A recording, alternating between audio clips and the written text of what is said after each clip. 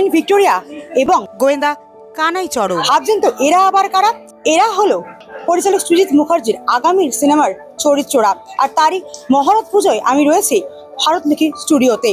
রয়েছেন caste and crew, কি গল্প, কি ভাবনা, কথা বলবো সকলের সঙ্গে। চলুন যাই কয়েক ঝলক তুলে ধরবো আপনাদের সামনে এক্সক্লুসিভলি টুডে স্টোরি পর্দায়।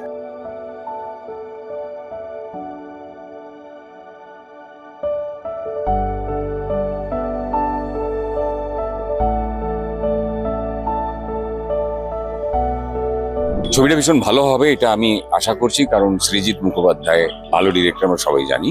দুরন্ত একটা স্ক্রিপ্ট করেছে এবং তার মধ্যে একটা দেশীয় বিপ্লবী, আমাদের স্বাধীনতা সংগ্রামীদের কথা যেরকম আছে, সঙ্গে প্রেজেন্ট টাইম আছে, দুটোকে ব্রিজ করেছে খুব সুন্দর। সৃজিতদার সঙ্গে এটা আমার প্রথমবার কাজ, এবং আমার মনে হয় যারা ইন্ডাস্ট্রিতে আমরা কাজ করতে আসি তাদের সবার একটা স্বপ্নের একটা বাকেট লিস্ট থাকে, তাদের মধ্যে সৃজিত মুখার্জির নামটা একটা বড় নাম। অন্য কোনো ডিরেক্টর এত এক্সপেরিমেন্ট আমাকে দিয়ে হয়তো করেনি, তো ওর সাথে কাজ করার জায়গাটা তো অফকোর্স আছে। টিপিক্যাল গোয়েন্দা গল্প নয়, এখানে কিন্তু একটা সামাজিক ইতিহাস আছে, একটা রাজনৈতিক ইতিহাস আছে এই ছবিটার। সেটা সৃজিতের কাছ থেকে আশা করা যায়, কারণ সৃজিতের পড়াশোনা করাটা সেটা ছবিটা জুড়ে থাকবে।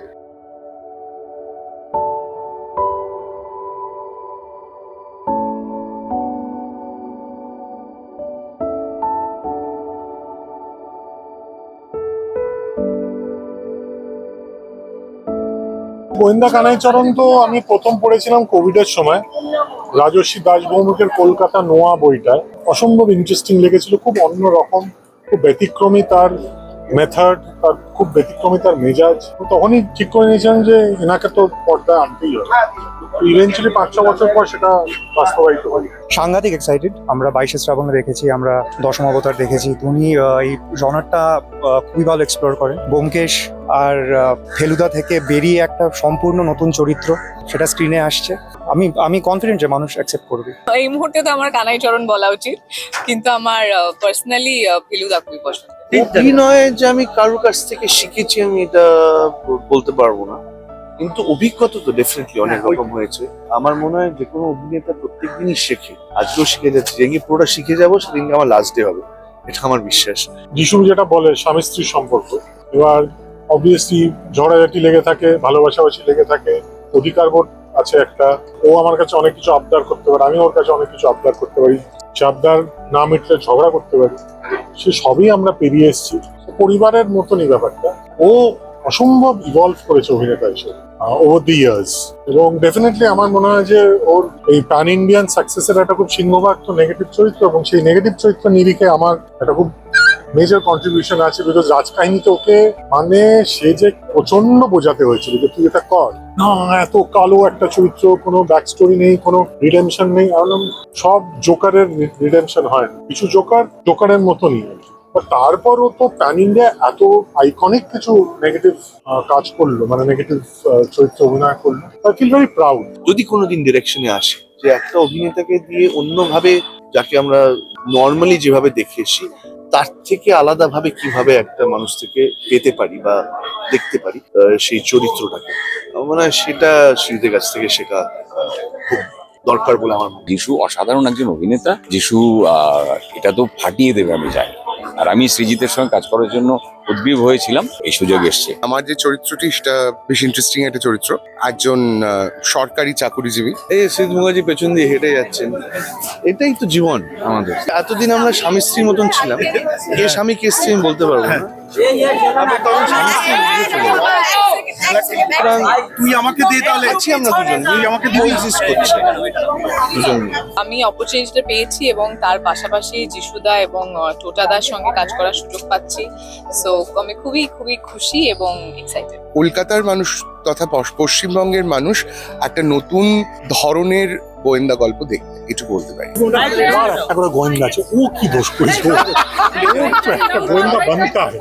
একটা ছিল, এটা ছিল বহু বছর আগে একটা সবাই মিলে কোটা, অনির্বাণ ভট্টাচার্য, অনির্বাণ চক্রবর্তী, পরম, সবার এক কোয়েল, সবার এক পিস গোয়েন্দা।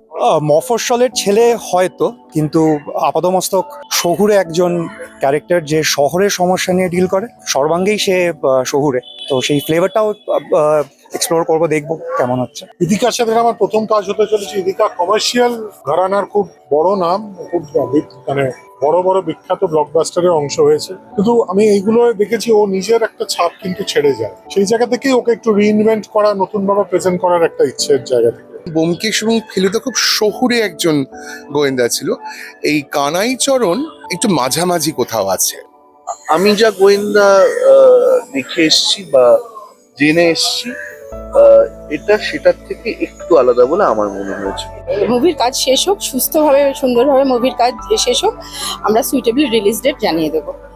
তবে খুব বেশি দেরি করব না। যারা গোয়েন্দা গল্প পড়তে পছন্দ করেন বা সিনেমায় গোয়েন্দা চরিত্র দেখতে পছন্দ করেন, তাদের জন্য সৃজিত মুখার্জি পরিচালিত ক্যামেলিয়া প্রোডাকশন প্রযোজিত কুইন ভিক্টোরিয়া এবং গোয়েন্দা কানাইচরণ কিন্তু এক নতুন সংযোজন হতে চলেছে। এই গোয়েন্দা গল্পে বা গোয়েন্দা চরিত্রে কিন্তু কানাইচরণ এবারে নতুন সংযোজন। আমরা ছিলাম এই ছবির মহরত পুজোয়, কথা বললাম কলাকুশলীদের সঙ্গে, আর প্রধান চরিত্রে যিশু সেনগুপ্ত আর রয়েছেন ইদিকা পল। এছাড়াও আরো অন্যান্যরা যারা রয়েছেন তাদের সঙ্গে কথা বললাম। সকলেই কিন্তু ছবিটা নিয়ে আশাবাদী যে সৃজিত মুখার্জি মানেই কিন্তু একেবারে অন্য কিছু একটা হতে চলেছে। এখন দেখা যাক ছবির শুটিং আগামী সপ্তাহে শুরু হবে। আরো আপডেট আপনাদের সামনে তুলে ধরবো, আর এই সিনেমা কবে রিলিজ হয় সেদিকেও কিন্তু নজর থাকবে আমাদের। ক্যামেরায় সমীরের সঙ্গে আমি পল্লবী টুরিস্ট, কলকাতা।